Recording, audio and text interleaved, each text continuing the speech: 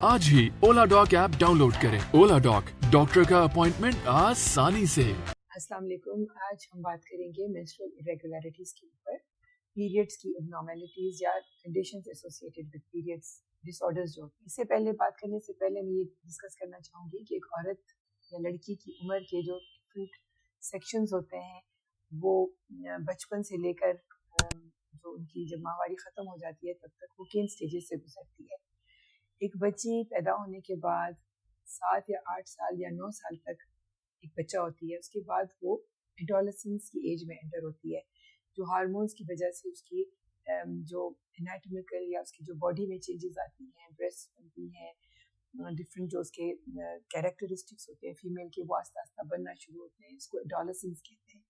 और एडोलेसेंस जो है वो एक ट्रांजिशन होती है फ्रॉम चाइल्डहुड टू एडल्टहुड, और एडल्टहुड शुरू होता है फ्रॉम मेनाक वो टाइम होता है जब एक बच्ची को फर्स्ट पीरियड्स आते हैं, उसको हम एज ऑफ मेनाक कहते हैं। और एज ऑफ मेनाक जो है वो फ्रॉम 9 to 13 या 14 ईयर्स तक आजकल है, और ये डिपेंड करती है एक socio economic status of a family या उनकी जो है ना डाइट या जो उनकी जो न्यूट्रिशनल कंजम्पशन है उसके ऊपर डिपेंड करती है।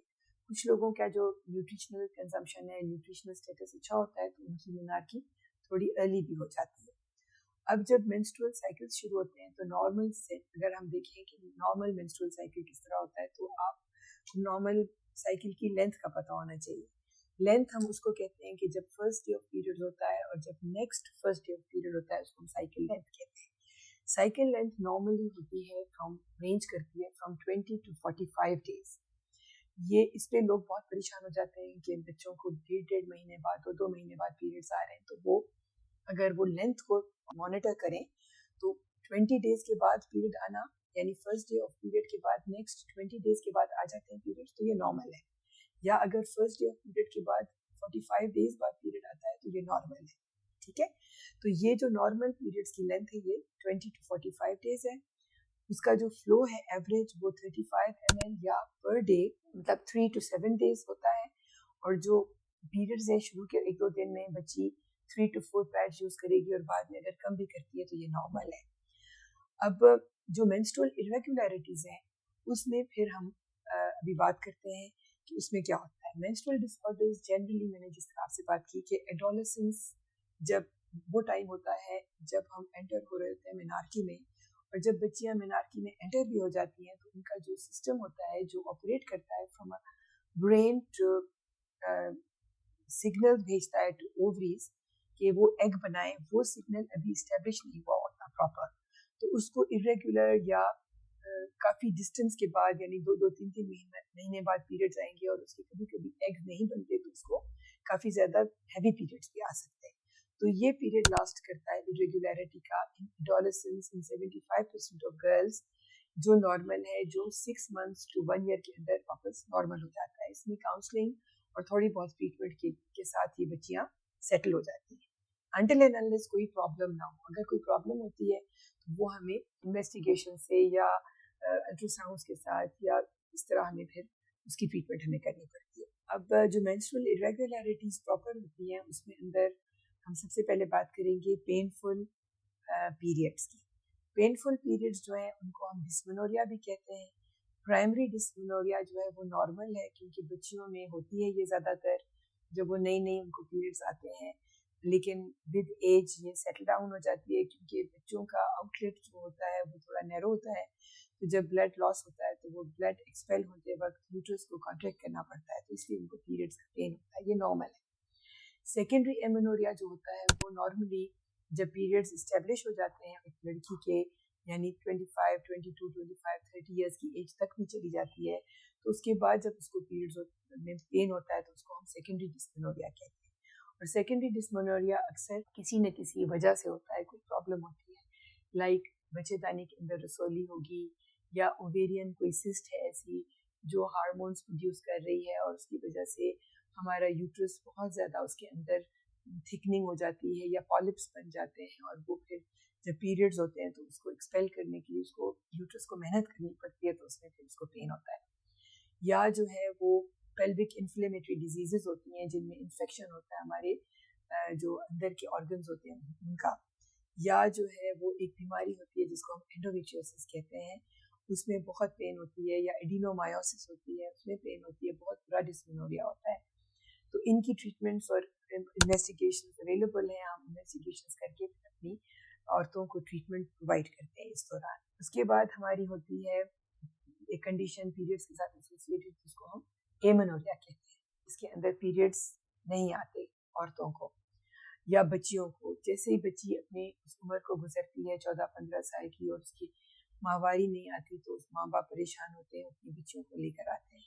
उसमें ज़्यादातर प्रॉब्लम्स होती हैं कि और बच्ची के कंजेनिटल प्रॉब्लम्स हैं, यानी उसकी यूट्रस नहीं बनी, पैदाइशी ऐसा नुक्स है जिसकी वजह से माहवारी नहीं आ रही, लाइक यूट्रस नहीं बनी हुई है तो उसके आगे रुकावट है, बच्चेदानी के मुंह के ऊपर रुकावट है, या बच्चेदानी हमारा जो रास्ता होता है वजाइना उसके ऊपर रुकावट है। ये रीजंस हो सकते हैं। दूसरी होती है हमारी सेकेंडरी एमेनोरिया। सेकेंडरी एमेनोरिया उसको कहते हैं जब एक बच्ची पीरियड से तो गुजर चुकी होती है लेकिन कुछ अरसे के बाद उसकी माहवारी बंद हो जाती है।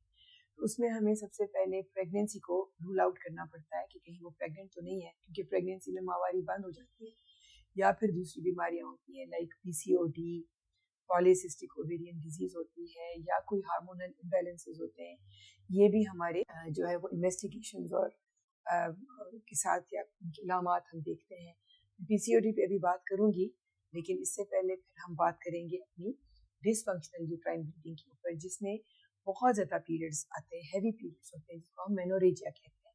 Menorrhagia mostly anovulatory cycles में होती है, जिनके अंदर कोई ऐसी कंडीशंस होती हैं औरत के साथ जिसपे एग नहीं बनता। जब एग नहीं बनता तो हमारा जो यूट्रस है उसकी जो है वो अंदर की जो झिल्ली होती है वो काफ़ी मोटी हो जाती है due to absence of egg formation.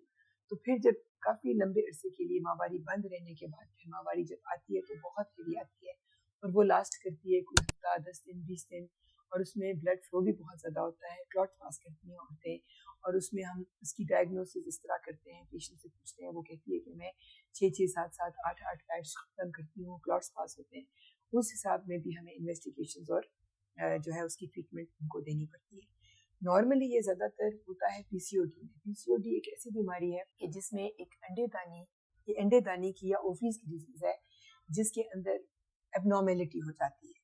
अब नॉर्मली जो अंडेदानियाँ हैं वो एग्स प्रोड्यूस करती हैं और उसके अलावा एक normal amount of oestrogen produce करती हैं, और फिर जब एग बन जाता है तो प्रोजेस्टेरॉन और ईस्ट्रोजन दोनों प्रोड्यूस करती हैं, और साथ साथ बहुत स्मॉल अमाउंट ऑफ टेस्टोस्टेरॉन भी प्रोड्यूस करती है। नॉर्मली हर औरत प्रोड्यूस करती है, लेकिन जब इसकी डिजीज हो जाती है ओवरी की तो उसमें वो एग प्रोड्यूस नहीं करती, उसकी ईस्ट्रोजन बहुत ज़्यादा हो जाती हैं और उसके मेल हार्मोन्स भी बहुत ज़्यादा हो जाते हैं। तो उसकी वजह से उसकी बॉडी में एक तो पहले तो उसको एमेनोरिया होता है, यानी उसके पीरियड्स बंद हो जाते हैं, उसको मोटापा होता है, उसके फेस पे एक्नी होती है, बाल बनते हैं, और उसका जो है ना नॉर्मली जो अपर बॉडी का पार्ट है वो मोटा होता है।